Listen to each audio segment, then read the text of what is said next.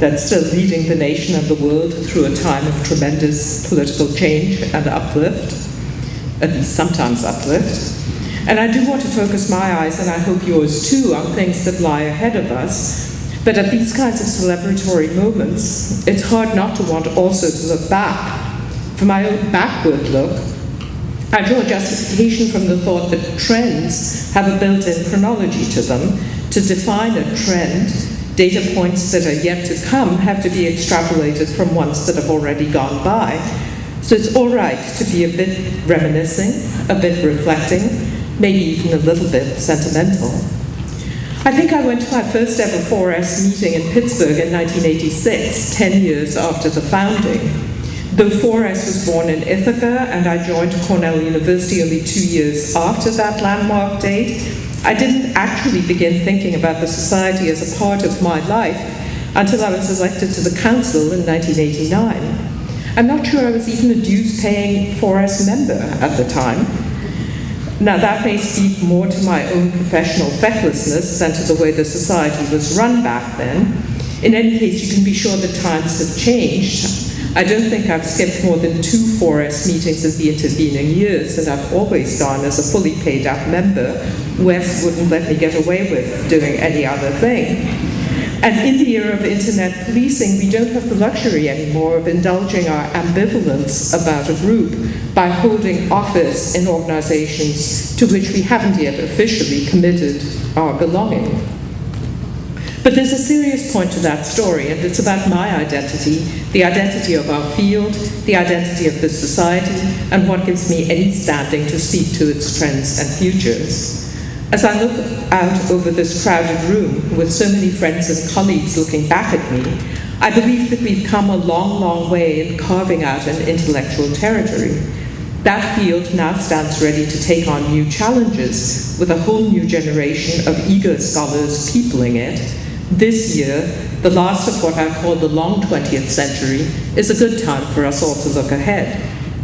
But prediction can be risky business. Many of us in this room have spent a good part of our scholarly lives demonstrating the self-evidence of that truth. So here's a little story about prediction that you may want to carry away from this evening. I took it from the website of the Boston Museum of Fine Arts because it's about a painting that appeals to me greatly. And I quote, "A little more than 100 years ago, Paul Gauguin began, 'Where do we come from? What are we? Where are we going?' The artist called it his testament because he planned to take his own life when the painting was finished. He worked feverishly, painting, as he said, on sackcloth full of knots and wrinkles, but found the finished work more than acceptable, writing, and this is a quote from Gauguin, "I believe that this canvas not only surpasses all my preceding ones, but that I shall never do anything better or even like it."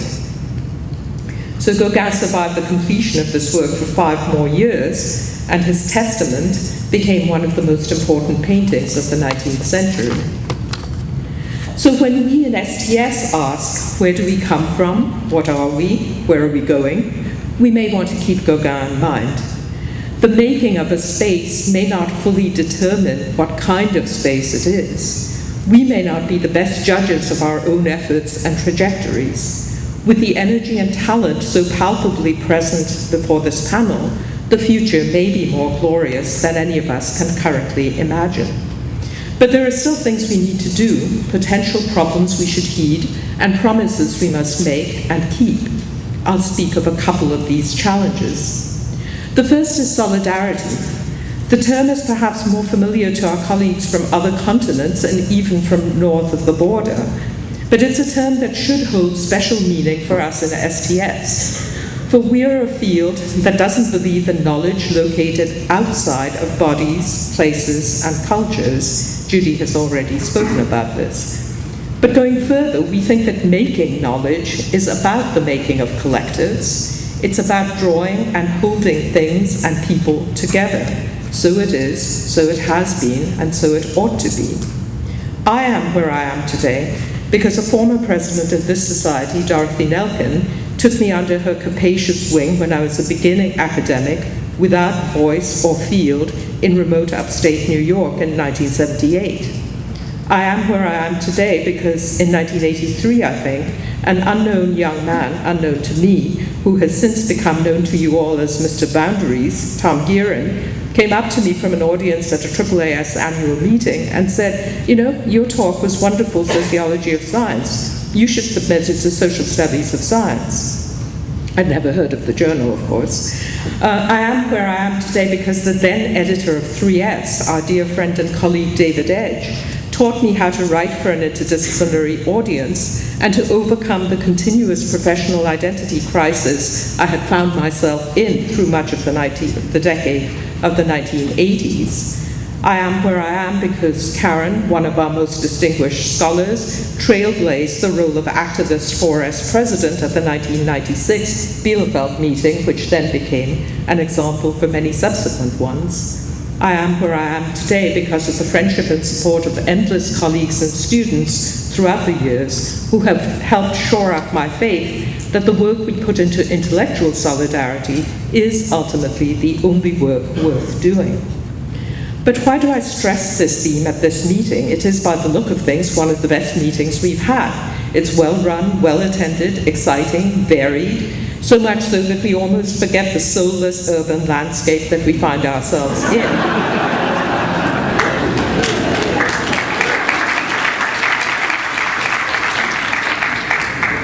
But our very successes seem to me to risk leading us into complacency, into thinking that we have reached the promised land.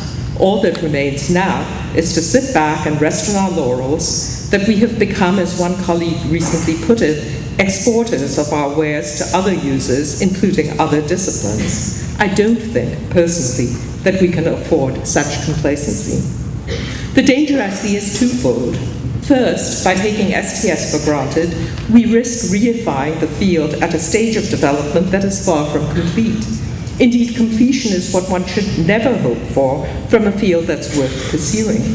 So I don't think it's just because science and technology will be with us 10,000 or however many years hence, but because what that field is all about is still up for grabs in some important sense.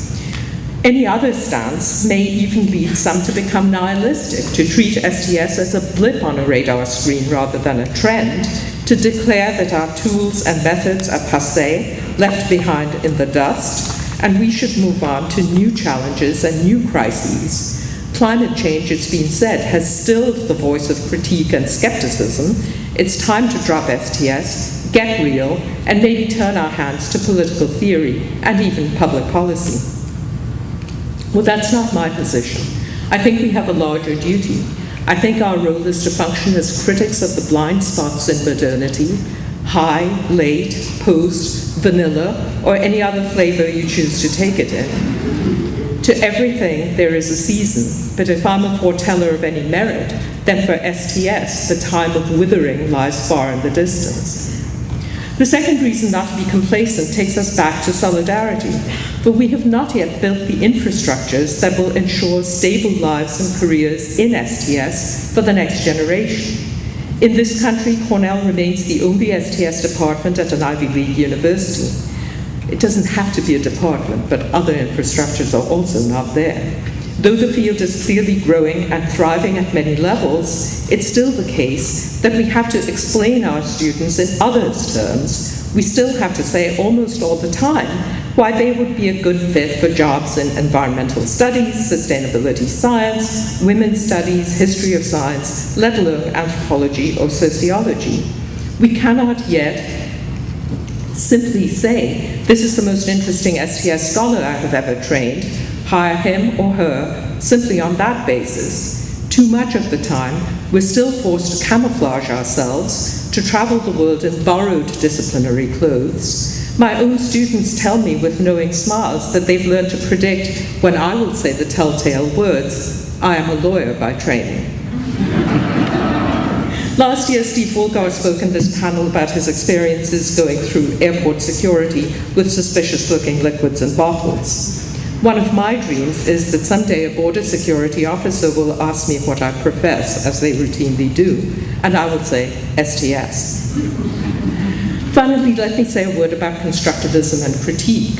At this meeting, I've been struck by the eagerness, almost impatience, that many of my younger colleagues seem to feel about selling their intellectual wares in wider markets than our own home meetings. There is, more specifically, a great urge to bring STS to policy, to make sure that our words and our perspectives are heard and heeded by those in power. Well, let the voice of experience speak here a little cautiously. First, learn to be patient. If you have things to say, the world will listen and they will beat a path to your door, maybe when you are least looking for it. The internet era has deprived us all of privacy, but it has also made sales pitches easier. You're out there as soon as you write something.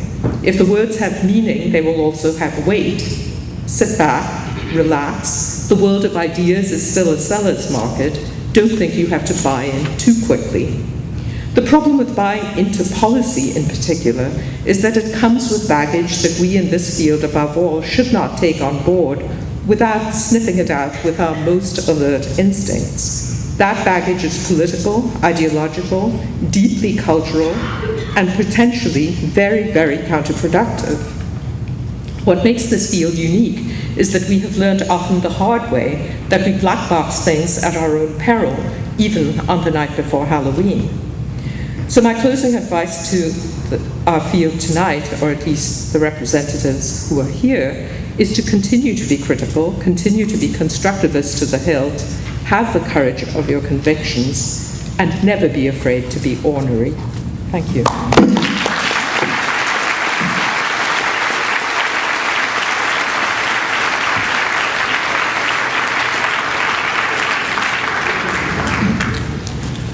Now we have a microphone to be passed around someplace. Is it only that one? Only this one.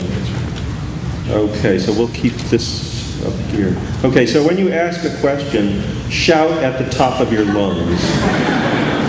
Okay. Jeff. Hi, Jeff Babb, University of Pittsburgh. I thought that was a wonderful set of presentations, but as with many others in the room, I was building up my own laundry list as I went along and what wasn't being talked about. I just want to mention a couple of trends that I think are just great in the field right now, and I'd like to hear from the panel. One is what's called e-science in Europe, or cyber infrastructure in America, where there is incredible engagement between the design community and the working scientists. And I think that's a new direction in the science studies, which is very promising. And I was delighted to be at a dinner last night with 12 people working in the field of values and design, value-centered design. And I think that's a great growth area. Second thing that wasn't mentioned, which I think is a growth area, is the study of what's called indigenous knowledge, better known as other ways of knowing, since we all know all knowledge is local. I think there's some great new work coming out there, and I really encourage that trend.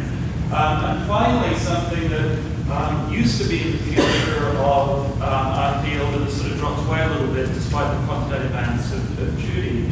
Look, I've talked about this in the past, that science metrics used to be much better integrated into our field and better represented at this conference. I would love to see us actually working together with the scientific again and not creating this false quantify. Okay, this is a good comment. Does anybody want to respond? No? Okay.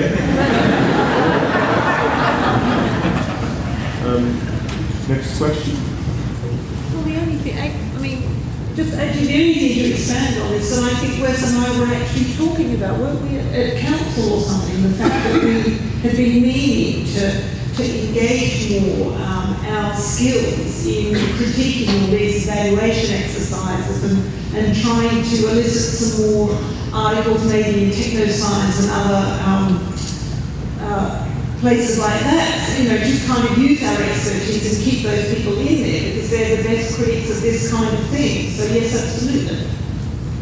Yeah, the one thing that we've been discussing in meetings is the ISI ranking of journals, and we're in a paradoxical situation in ST and HD and 3S, and both are ranked rather high in their fields, but we know that those numbers are generated when it's highly dubious, and so what we want to sponsor is studies that will show that we don't rank as high.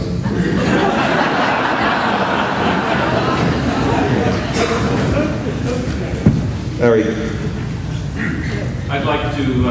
This is Ari. Maybe we should give names. Ari Rip, for those who, few people in the room don't know who that is.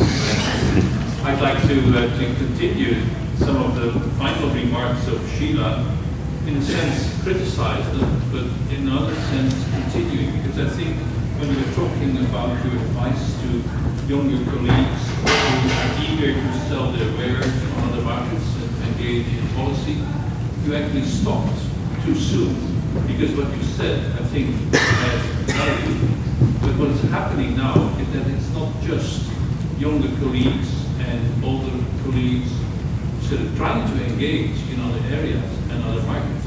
It's also that it is, as you were referring to already, we are sometimes being invited, not in all places, but in a number of places, in some policy making and policy advising situations with the European Union, for example, with scientists and technologies in newly emerging areas with this whole issues of environment and global change. And so there, I think it is very important to realize that you are in a very ambivalent position. You have to be there, and you have to sort of do this uphill struggle that you were, in a sense, referring to. On the other hand, it's also indicative of something about science and society and our possible roles that this is happening. So it's, in a sense, a challenge for research and reflection itself. What is happening in society, that we are being invited. We don't have an easy hearing, but we can be there. And I think so, my advice to younger colleagues would be to take your advice in mind, but still go on and sell in these other markets, but in a very reflexive way. Well, Ari, as long as you add in a very reflexive way, I couldn't disagree with anything that you put before. Right? The danger when one is selling things is that one somehow miraculously tends to have one's reflexive instincts stripped away from oneself.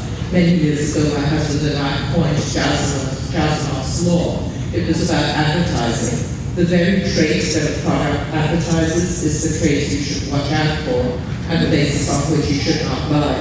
This is a counter evidence on the problem of reflexivity. The reason that we coined this law was that we bought a thing called a non-collapsible bathtub for our first baby. I will say no more.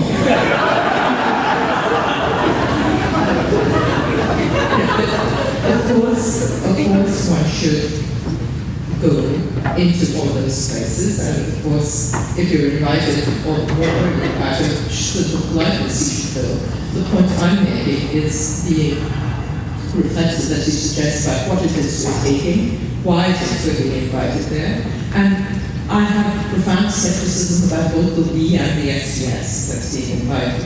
So it's not all of it, it's some of it, it's not all places, it's some places, and I think as long as we keep those kinds of things in mind, we'll be fine.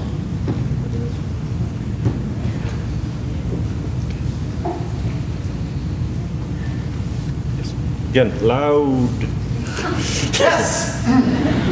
This is an invitation of sorts, and it starts with a remarkable fact that in our country, in this country, and in all of the countries where we all come from, every day, or every weekday at least, there are groups of people gathering together to talk about what science is and to learn often from very odd and dubious examples about what science is.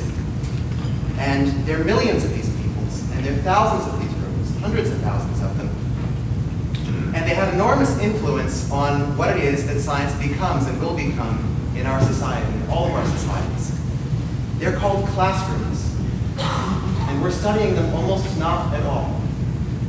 And that's a remarkable fact. Now, education as a field is not as sexy a thing to study, not as prestigious a thing to study as biotechnology or nanotechnology or e-science or any of those things. It's a low prestige field, and it has been for many years for complicated social reasons. But the impact of it and the intellectual interest of what goes on there, I think is remarkable. And I think we should pay more attention to it. I think it should be on those lists.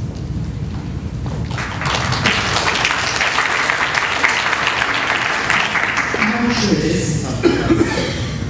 And also by education, if you mean K-12 only, then maybe that's it's also not quite broad enough agenda, because one might want to study elite formation in all kinds of places.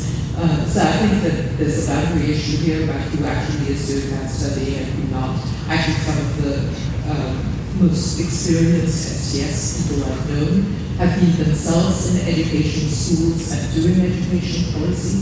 So there you have participant observers in a sense who are both studying and trying to affect the kinds of things they're doing. So while you may be right, while you may be right in the sense that, we could ask like over the last couple of years or last 5 years how many articles on education have appeared in 3S. I'm not sure that that's the only measure about which we should be looking at the connections between STS and education writ large.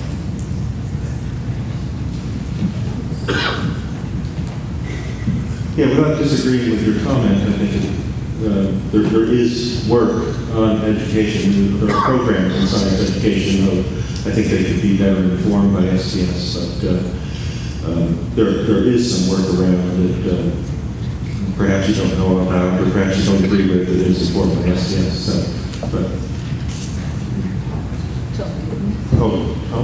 Let's come here.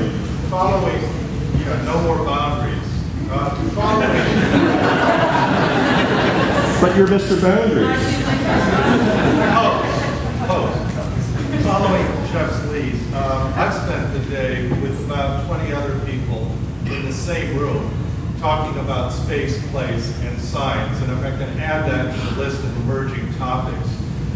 It's been a wonderful confluence of people from design professions, architects, planners, and geographers coming together.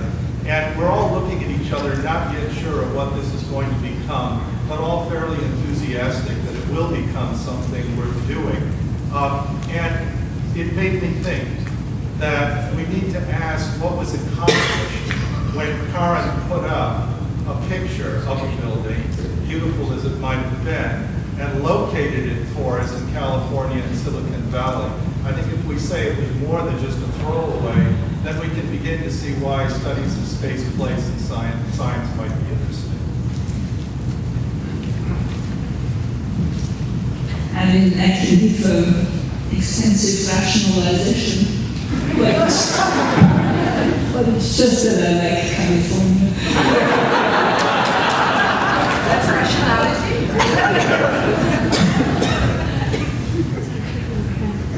Yes. One of those impatient, eager young scholars perhaps guilty of selling wares in other markets. I'm concerned about the academic job market a little bit. I'm wondering, I just wanted to push our esteemed panelists a little bit on the vision of a $10 million center located in California or wherever it is.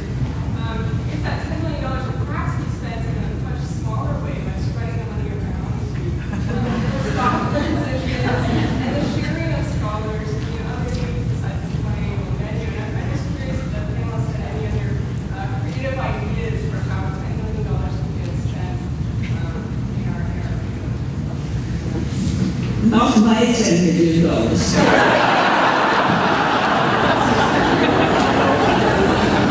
I mean, there would be lots of jobs in the center.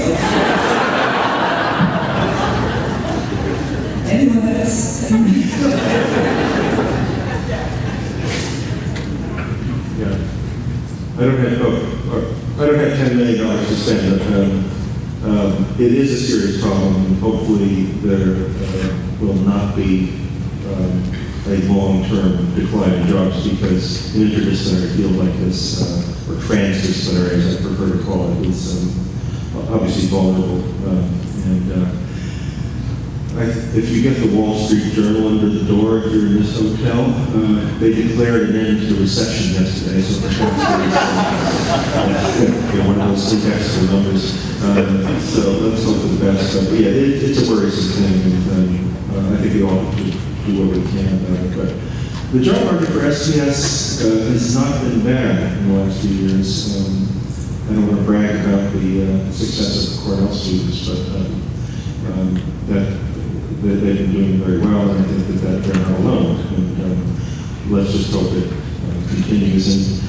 And I come from an interdisciplinary background, and there is an advantage in that when there are a lot of sort of not easily compartmentalized positions, and I think students who have that kind of background can adapt, even if they are not STS in some combination of those letters and words.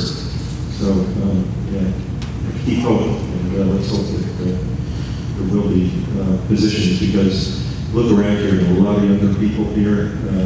Most of the submissions I get with social studies and science are from recent PhDs or graduate students, and I think of it as like a population pyramid of a developing nation, where all the people are young, few at the top, the older age brackets, and this field looks a lot like that. So, Larry, I guess I wanted to add to the list that several other people added here. Although I didn't organize the session, I spent a couple of hours this afternoon in a session on neoliberalism. I guess there's another one tomorrow. And I wanted to suggest that one of the things about STS is that it started, of course, with a fascination with physics. We all knew that physics was the very model of a modern major discipline. It's gradually expanded and colonized, if you wish, other areas.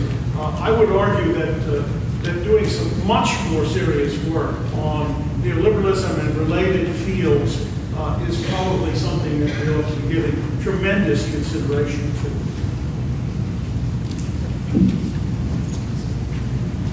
And so, Larry, that gives me a chance to say something about the multiplication of items on the list. Because obviously you could do that forever, and where if you take as your domain the social and political study of knowledge making, then that leads you everywhere. But I think you're making a slightly different point, because studying neoliberalism in STS is not the same as studying indigenous knowledge or infrastructures, right? I mean, you're saying that studies devoted, where the object is a political formation, might lead us forward in productive directions. And I think that speaks to the definition of the field, and why it's not, say, the same as sociology of science in a sense. Because then, you're calling attention to the fact that it's not just the objects in the making, the scientific and technological systems, but also the surrounding social constraints within which those things develop. And of course, as you will not be surprised to know, you have a very strong ally of at least one member of the panel in that view.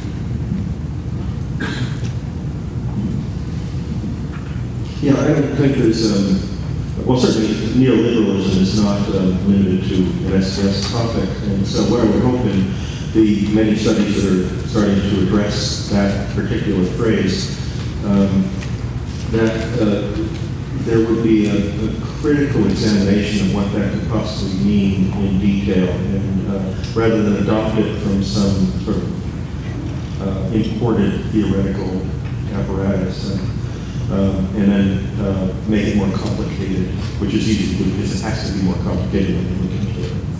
Okay, we're going to, as I promised, we're going to end a little bit early so people can put on their costumes or whatever. But why don't we take a couple more questions, and then we will relax. Please do go to the Martina. Yes. Martina Mertz, I would like to add something to the list, but in a slightly different way. The attention to science dynamics and the sightedness of science dynamics when we consider our own field. We've been sort of mapping the development of how nanoscience and nanotechnology has developed over the last year, but why don't we do that with our field as well? And I have heard some of it on the podium, but I think it would be interesting to consider also why and how and where STS has been growing and where it has not. And I think one interesting feature is that there has been an enormous increase in the regions of different Asian countries and also a lot of activities in Latin America. But what is also surprising is that while a lot of scientific fields are taken up in continental Europe from Anglo-Saxon countries, this is not necessarily the case with STS. So we have certain national university systems which have also shown to be remarkably resistant to STS. And I think that's something interesting to consider also in a more analytical mode of what we might be studying and dealing with.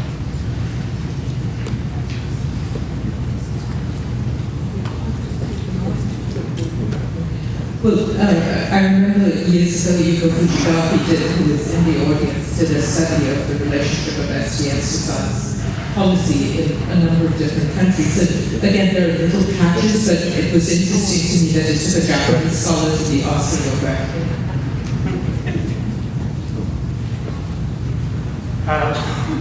For thinking about the future of SDS, please don't forget outside Anglo-American society. And I'm from Tokyo, and in East Asia and in other regions, SDS is developing very rapidly. And I'd like to cordially invite all of you to come to the Tokyo meeting.